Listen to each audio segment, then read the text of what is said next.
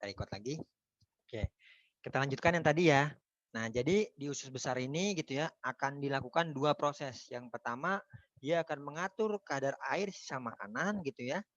Yang kedua adalah proses pembusukan makanan. Nah, jadi yang nggak terpakai itu nanti dibusukan gitu ya. Ya, nih hasil dibusukan gitu ya oleh bantuan dari bakteri Escherichia coli. Ya. Oke. Lalu gimana Pak kalau dibusukan? Nah, hasil pembusukannya ini berupa feses atau tinja kalian yang nantinya disimpan di rektum. Nah, jadi kalau udah dibusukan gitu ya, nanti si feses ini akan disimpan di rektum. Nah, kalau sudah disimpan gitu ya, kalau sudah penuh nanti akan merangsang apa namanya? Memberikan rangsangan gitu nanti akan dikeluarkan lewat anus. Makanya kamu nggak langsung mata kan, habis makan langsung mules gitu kan, nggak begitu kan. Pun kalau misalkan itu kamu mules itu adalah makanan kamu yang sebelum-sebelumnya gitu, bukan yang baru-baru kamu makan ya. Jadi karena apa? Karena ya tadi rektum ini nggak serta merta habis makan langsung keluarin langsung habis makan gitu ya nggak lama langsung keluarin enggak, tapi ditunggu dulu gitu ya. Nah kalau misalkan sudah penuh atau sudah melewati batasnya nanti dia akan memberikan sinyal nanti kamu mules ya atau ada hasrat ingin mengeluarkannya melalui anus gitu. Jadi nggak serta merta habis makan langsung mules. Wah, saya habis makan rujak langsung mules ya enggak juga. Biasanya itu ya makan sisa makanan dari yang sebelum-sebelumnya bukan yang langsung kamu makan karena kan makanan ini biar bisa diserap itu butuh proses yang panjang gitu ya. Bisa dipahamin ya? Oke. Nah, selanjutnya yang terakhir kita akan membahas nah ini nih ada tabelnya. Jadi makanan yang kita makan itu ya karbohidrat, lemak, protein itu kalau mau diserap harus dirubah dulu. Diubahnya menjadi apa? Yang pertama kalau karbohidrat dipecah dulu menjadi maltosa gitu ya. Kalau udah maltosa nanti jadi glukosa. Nah, nanti ada maltosa, nanti kalau di SMA kalian akan belajar ada maltosa, ada apa namanya? Laktosa, ada juga sukrosa gitu. Apa bedanya? Kalau maltosa itu biasanya gabungan dari glukosa. Kalau laktosa itu glukosa dengan galaktosa. Kalau sukrosa itu ada glukosa dengan fruktosa.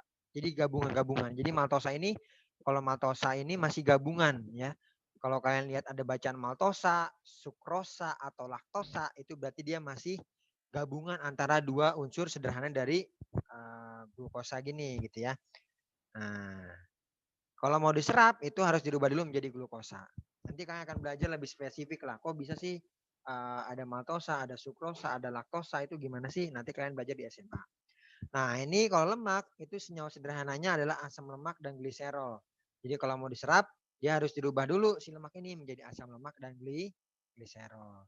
Nah, yang terakhir kalau protein gitu ya, itu harus diubah dulu menjadi asam amino baru bisa diserap. Nah, itu perbedaannya ya. Oke. Selanjutnya yang terakhir kita akan bahas gangguan atau penyakit yang ada pada sistem pencernaan. Yang pertama ada diare. Nah, kalian udah pasti sering dengar ya. Aduh, saya diare.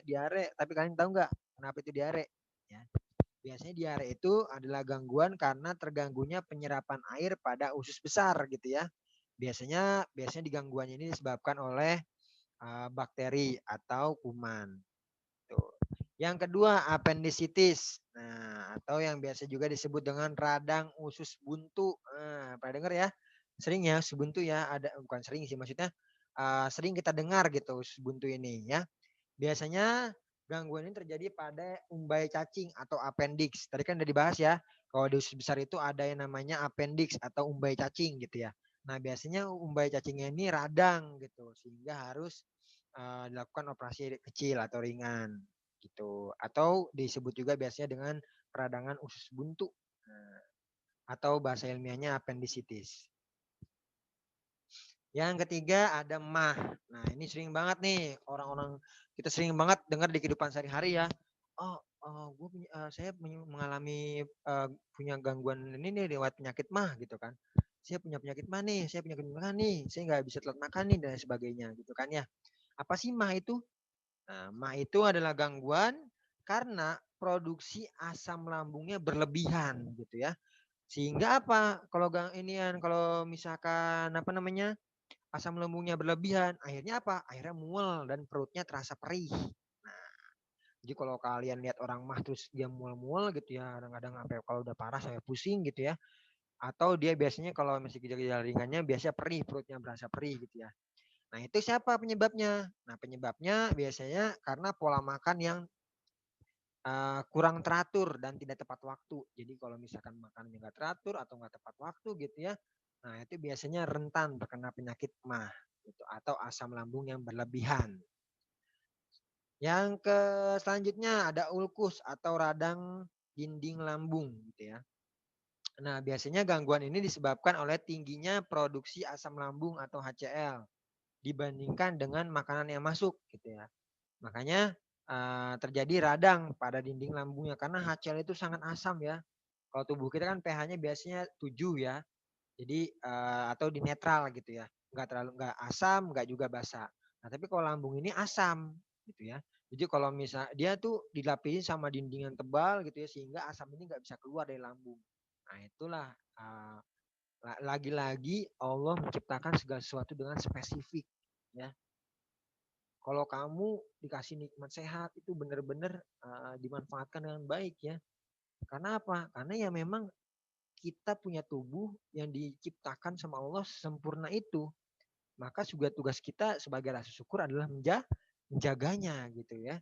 Dengan cara apa? Menjaga pola makan, pola tidur, pola minum dan lain sebagainya kayak gitu. Agar apa? Agar tetap sehat.